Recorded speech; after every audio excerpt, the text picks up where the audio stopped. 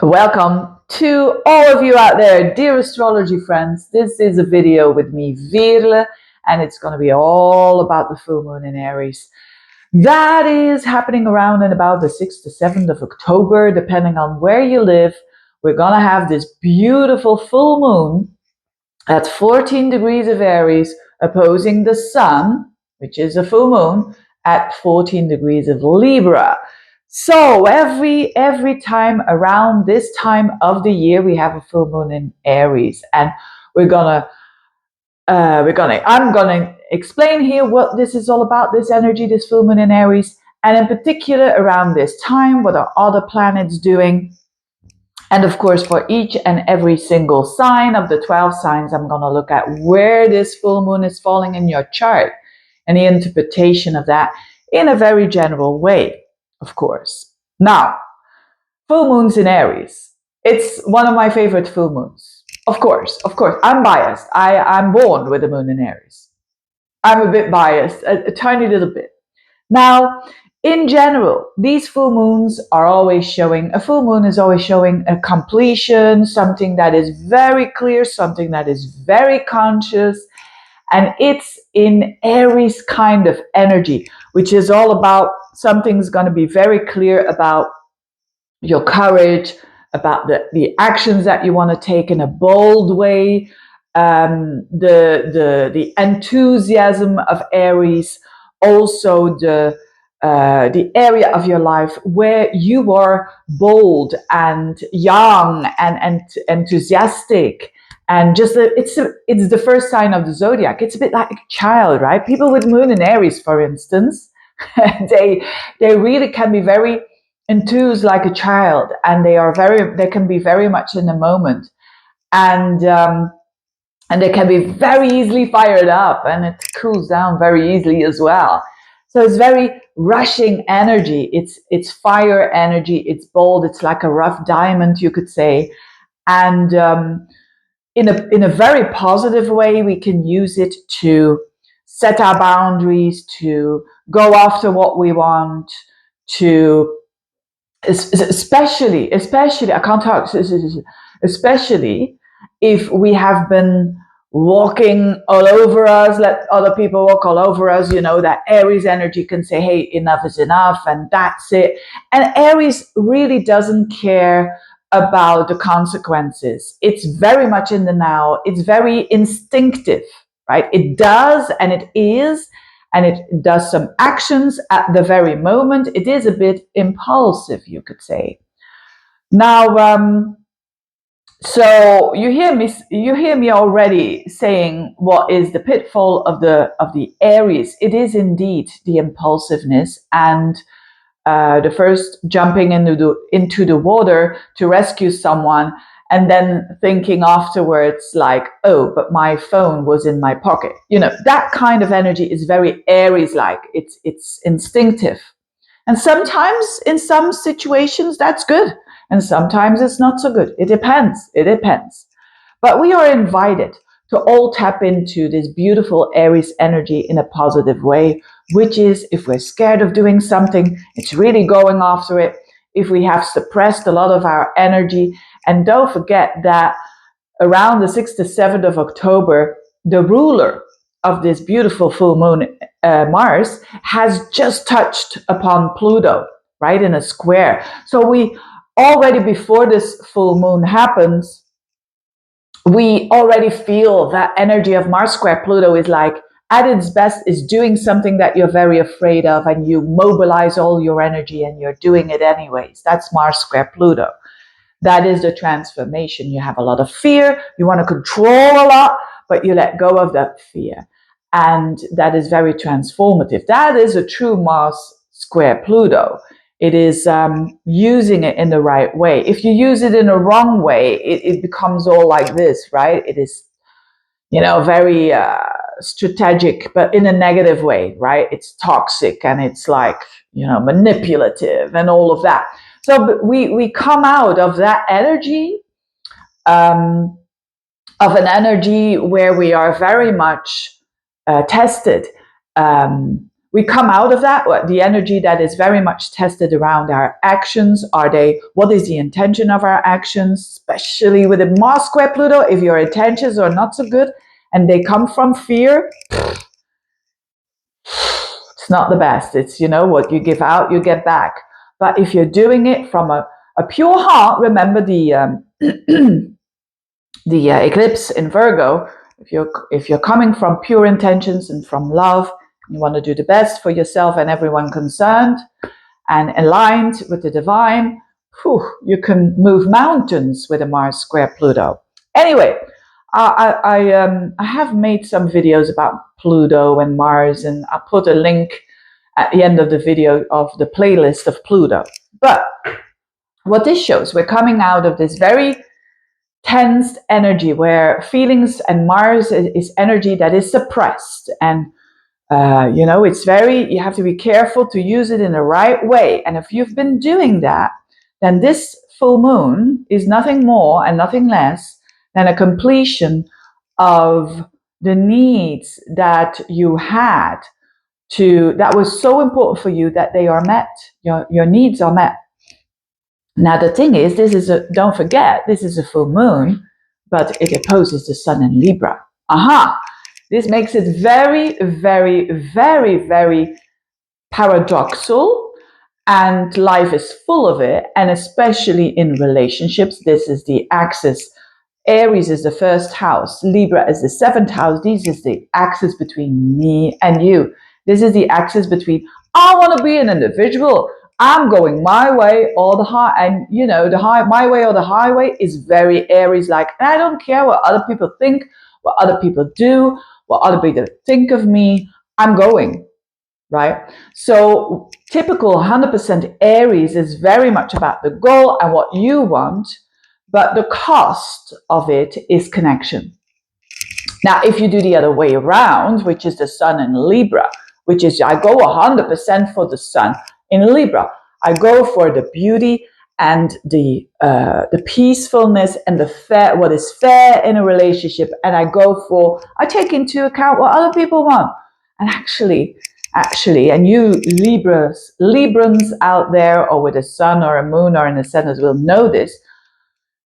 I take a look at other people's needs first before I look at my needs. So you know why? Because I validate relationships a lot, belonging a lot.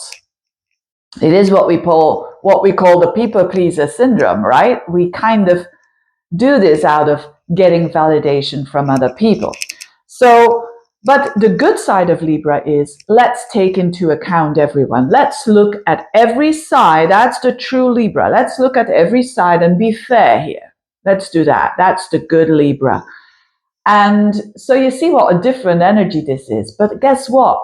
In life, we need both of these energies. And that's the paradox for everyone who's got in a natal chart like Libra and Aries energy.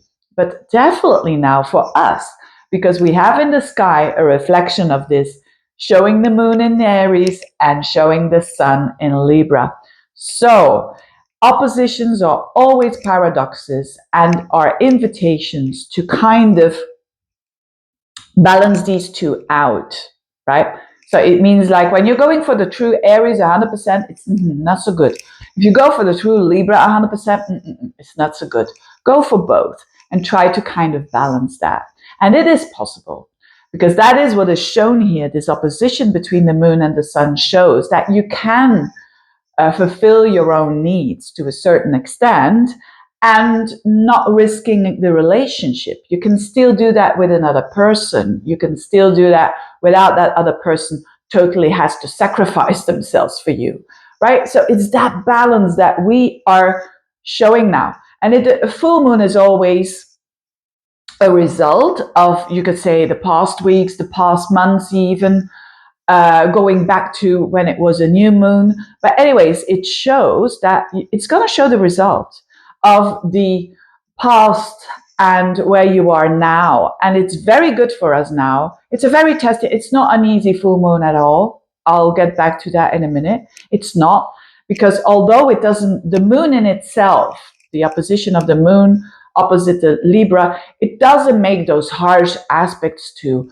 like a Pluto or whatever. But what is happening in the sky during that moment is not easy at all. Remember, we're coming off from a Mars square Pluto, which is challenging, but we're going, when this is happening, this full moon, the next days, Venus is going to oppose Saturn, which is also not easy. And Venus is with the South Node in Virgo. At the very end of Virgo, you could say 21 degrees, the South Node is 18 degrees, and it opposes Saturn and Pisces at like 27, I think, 27 degrees of Pisces, so it's an opposition. And guess, so we're seeing here a pattern of relation. This is about relationships on a collective level. And of course, some people, they will have this in other areas of their lives. They will have this maybe in a communication house and whatever. But bottom line is, this is about relationships. We all are going to see the results of the past here with this full moon through the energy, through the eyes of Aries.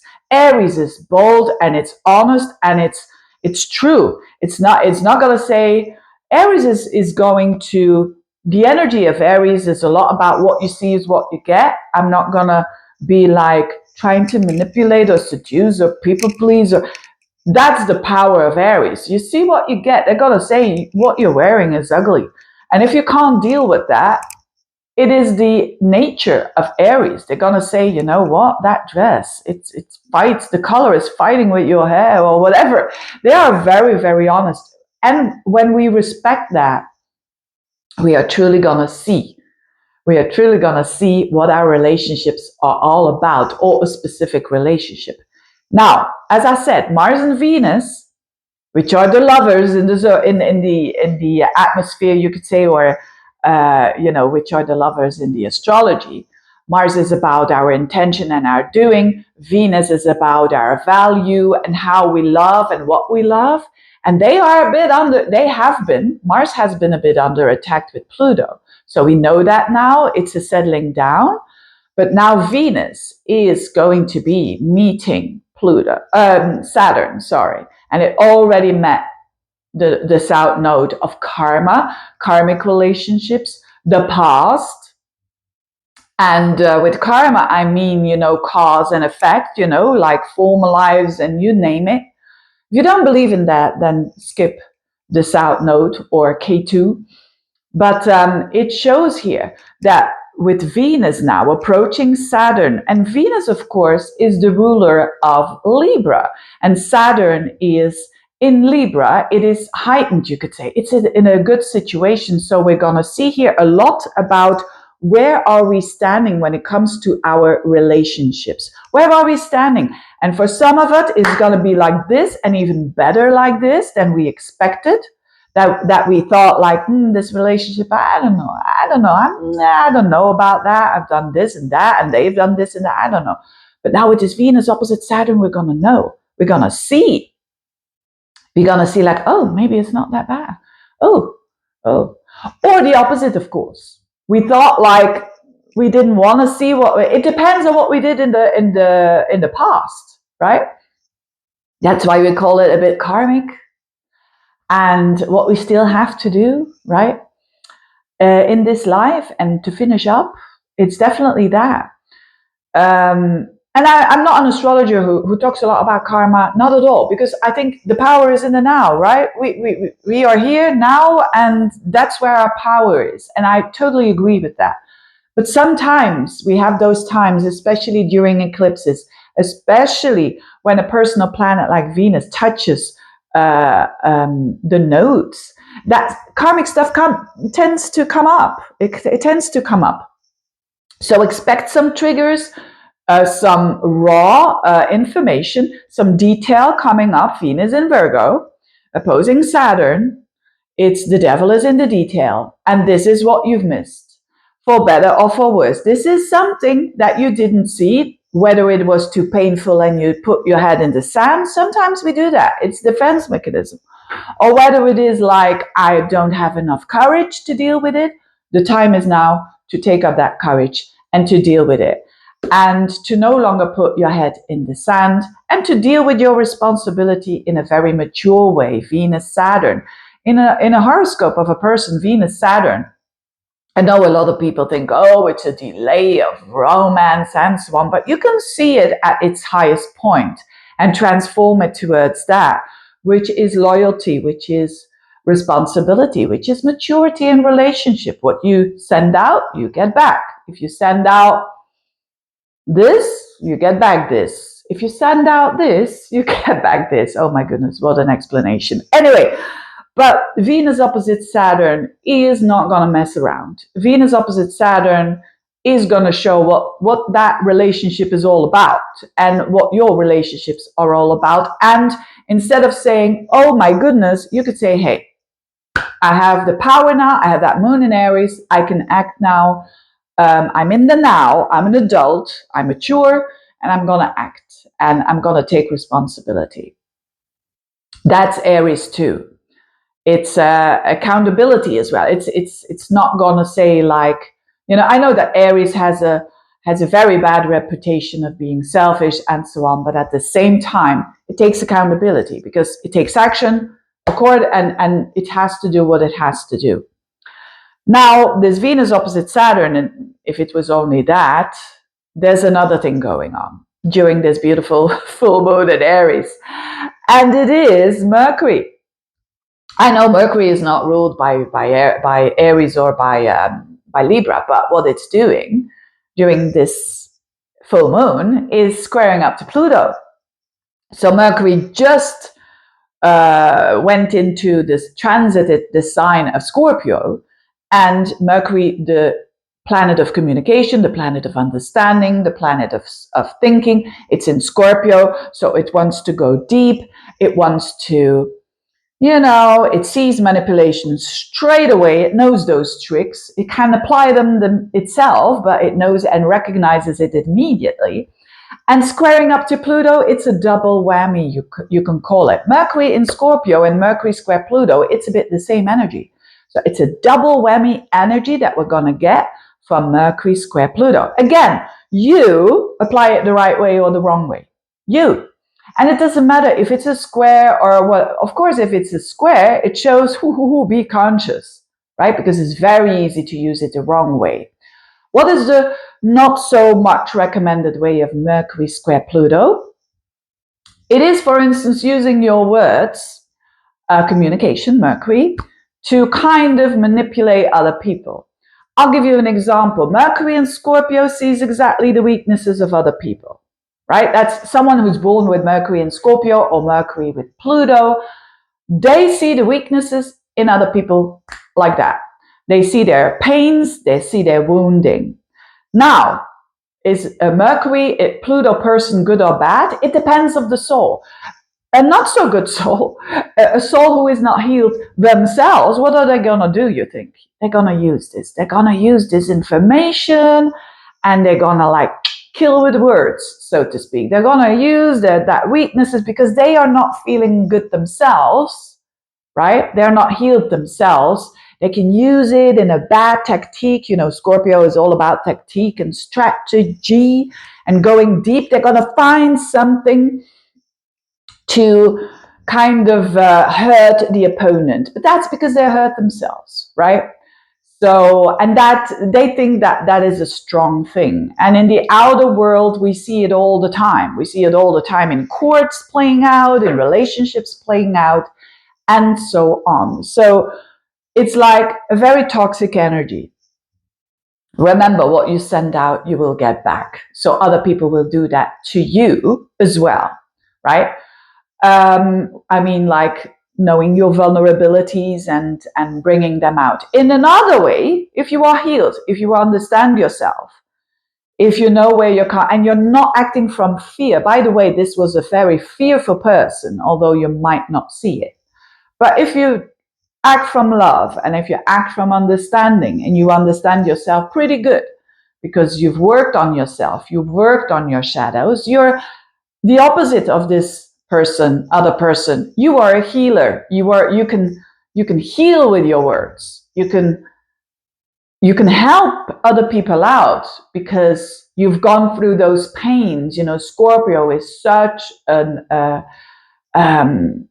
they are the psychiatrists of the zodiac. They are the healers, the deep healers, the transformative healers. They are the alchemists. Bad energy, they can take it and they can just turn it around, like the alchemist can do. And these people can move mountains with their words, right? They can heal others and they can do very, very good things. You see how it is. Scorpio is black and white. Now, what also a true Mercury in Scorpio square Pluto does is revealing secrets. So we're in a time where secrets are going to be very easily revealed for us. Intentionally or actually a bit more subconsciously.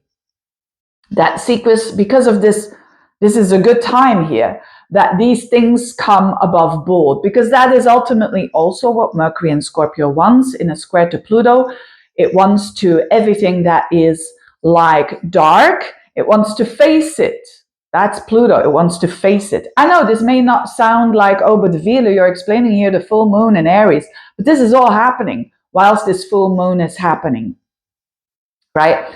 So I love this energy, but it's not in why? Because it's so much about the truth. So Mercury square Pluto, things are going to come out in relationships that maybe people sometimes try to suppress, try to not say, because of all sorts of things, because of that opposition that I was explaining between Libra and Aries. So a lot of stuff that is hidden is now gonna come out.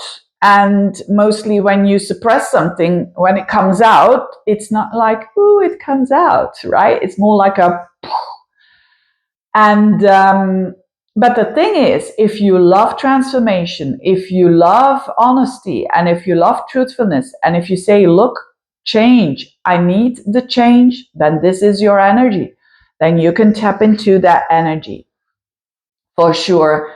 And you can truly do something enthusiastic, fulfill a need that was very, very much suppressed, and at the same time, connect with other people. That's the goal of this full moon. So, but whilst all this is going on, secrets can come out and relationship can show what they are, right? It's a lot about look at the relationships, how they are going to unfold. And that is the state as it is. Act like a true moon in Aries, which is, okay, if that is the case, if that is what it is, I don't want to manipulate, I don't want to change, but I'm going.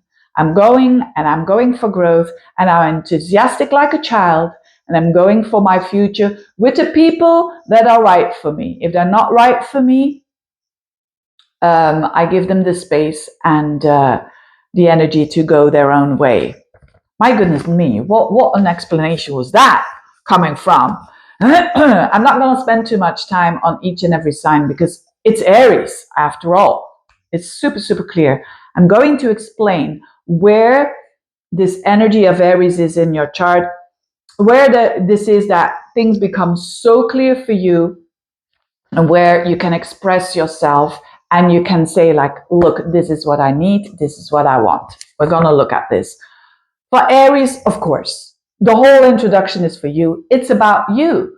Where is it that you've been maybe too much people pleasing or other people have been too much people pleasing towards you? Where do you restore this balance? It's time to restore it. It's time to say what you need and what you want, but also in a respectful way, in an assertive way, not aggressive, not arrogant, and also not in a childish way, right? But in a way that is responsible. So this is all about your relationships for sure.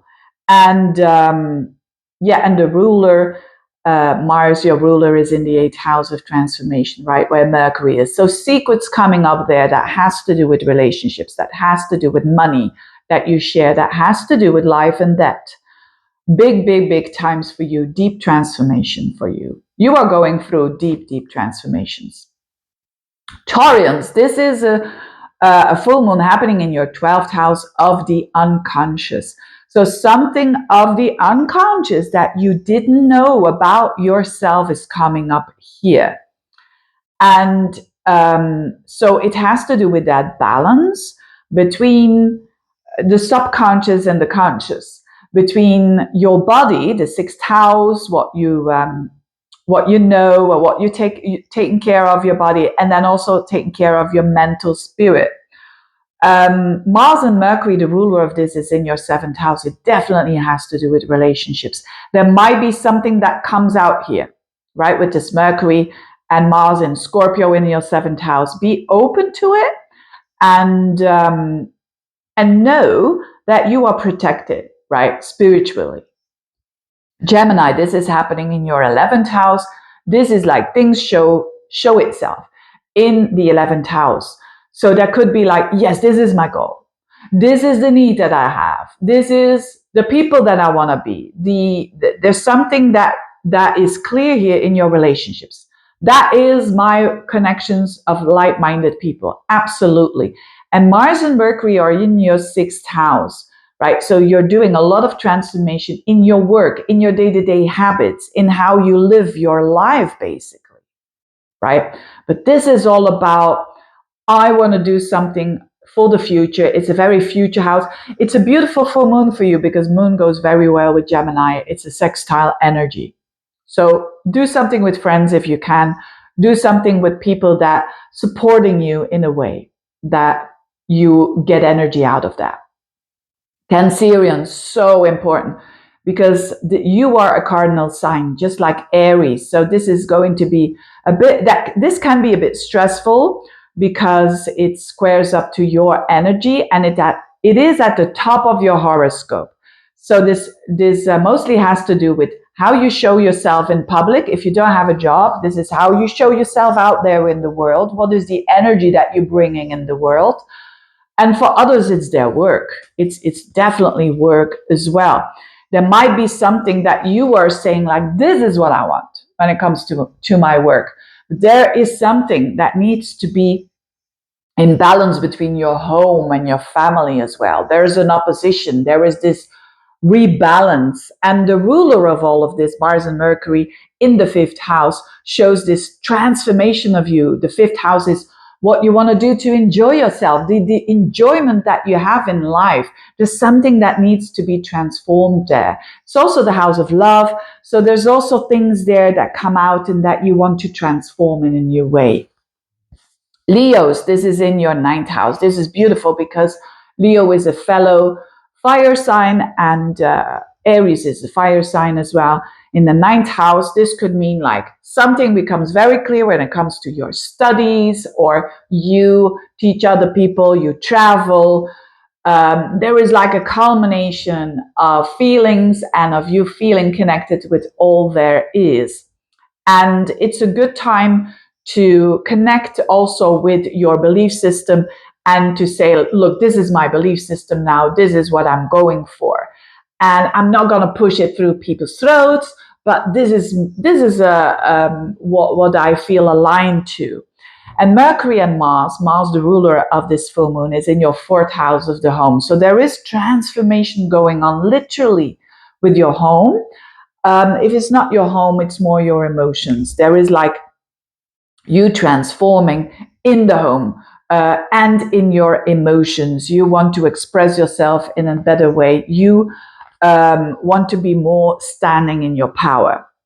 Virgos, this is deep. This is happening in your eighth house. The eighth house is the house of life and death. So for you, it's definitely a transformation going on here, and something that becomes very clear with, first of all, the money that you share with other people, like spouses and business partners, inheritances. There could be something coming up, taxes, return on investments that become so clear for you. And this ruler, Mars, of this full moon is in your third house with Mercury. So there could be something, a piece of information that you didn't know, and that comes out here, either from other people or from yourself. So watch out also what you say. Be aware, true Virgo that you are, that what you say is for is in balance and is coming from a pure place. But definitely transformations for you, deep psychological understanding as well, in relationships as well. Librans, this is the whole intro is for you, because this is about your relationships. This moon is in your 7th house of connections and of other people, of relationships. So something comes very clear now. Either your relationship, your love relationship, is showing exactly what they need and don't need, and and you as well, you know what you need and you don't need. So it's a really like, this is it. This is how it goes. The ruler of the 7th house is in your 2nd house with Mars and Mercury. So it can have to do also with finances. So that truths come out there, so that you now know what is going on in the relationship. And the trigger might be your finances and your value, right? So make sure that your value is coming from a good place, that your value is coming from a self-confidence that is coming from the self, right? That you're not trying to validate yourself through other people. So really, really transformations for you for sure in the value area, and also things coming out in the relationship area. Scorpios, this is happening in your 6th house. This is in your day-to-day life. Something becomes very, very clear, something in your work, and for others it can be your routines that you do, your health. Something becomes clear here. Something becomes conscious. And the ruler of this, of course, your ancient ruler of Scorpio is Mars, and is in your 1st house where Mercury is. So you are going to say the truth. It's a good time to do so to other people. But remember what I said in the intro. Make sure that you're not saying things out from a wounded place and that you're going to wound others. Say it from an honest place. Say it from integrity and from a pure soul, and you're going to be fine. But this is going to have a knock-on effect on your work. So you could be shifting works, you could be shifting daily routines, lifestyle, and so on.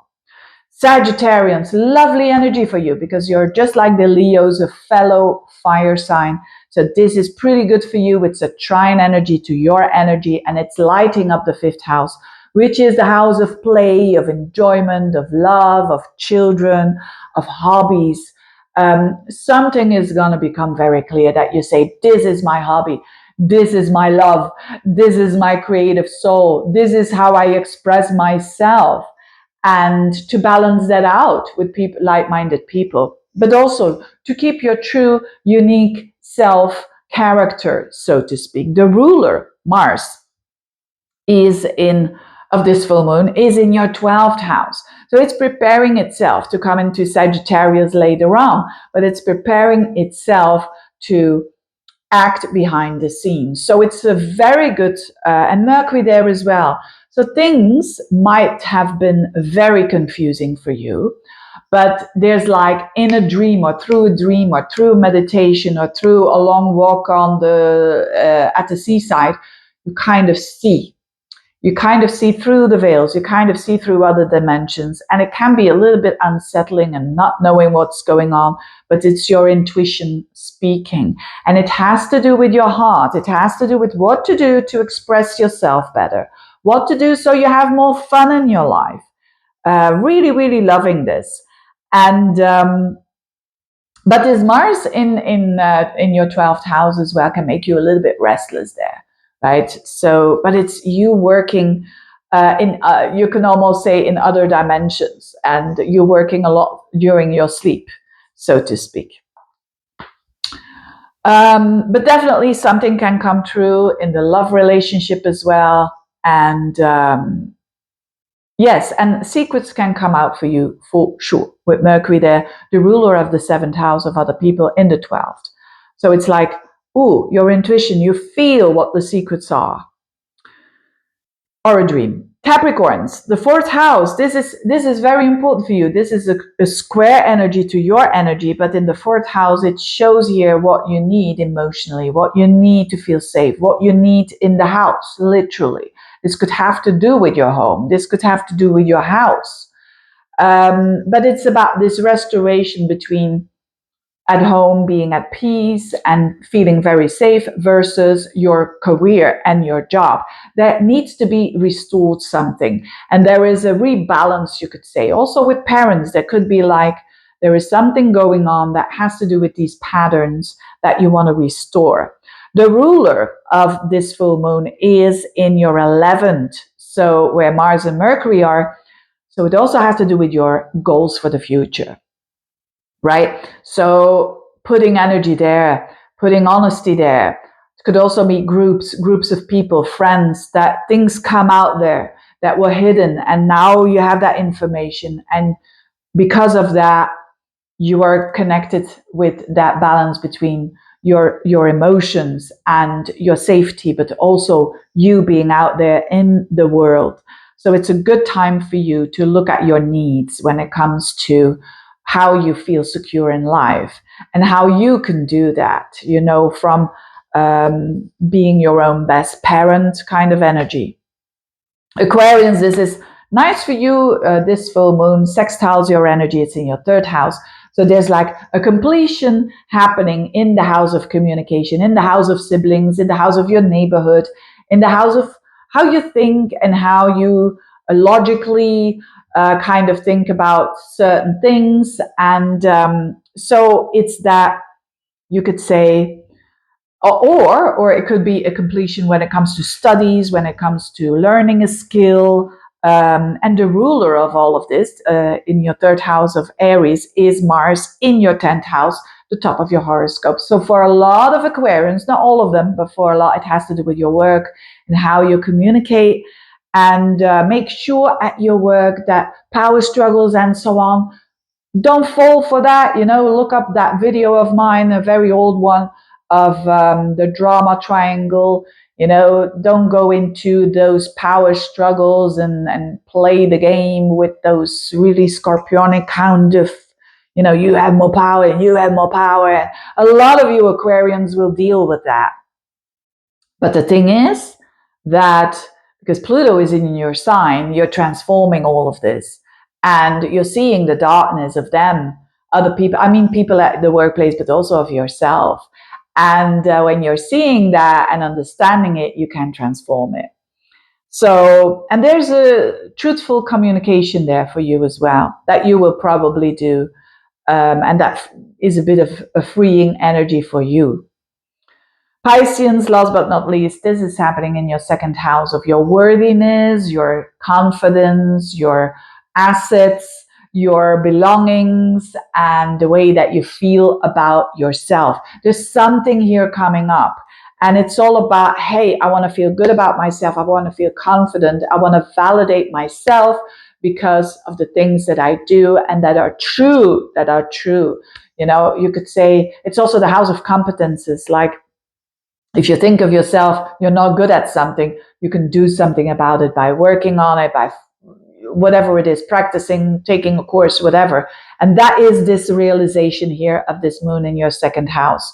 It opposes the sun in the 8th. So there's a restoration here of the balance between your value and how you value you and how other people value you.